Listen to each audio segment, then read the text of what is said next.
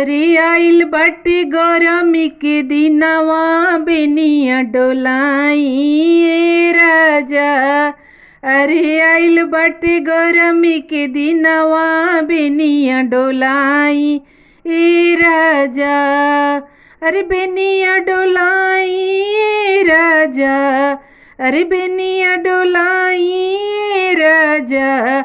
आइल बाटे गरमी के दिनवा बेनिया डोलाई ए राजा।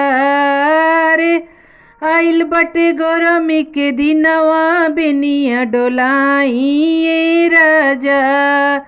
अरे होत बाटे हमारा गरमिया बेनिया डोलाई ए राजा।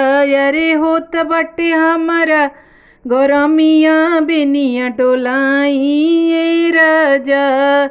दिन भर सासु खाना बनावावसु, दिन भर सासु गोड़ मिसवावस।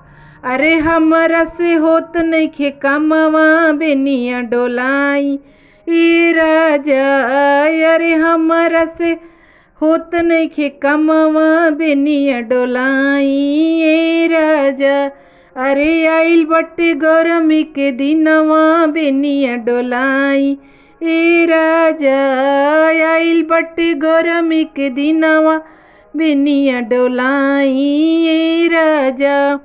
दिन भर गोतिनी खाना बनावावस, दिन भर गोतिन झाड़ू लगावावसु। अरे दिन भर गोतिन झाड़ू लगावावसु।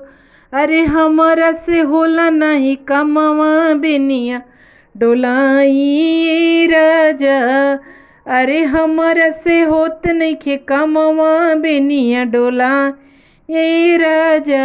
अरे आइल बाटे गरमी के दिनवा बेनिया डोलाई ए राजा। अरे होत बाटे हमारा गरमिया बेनिया डोलाई ए राजा।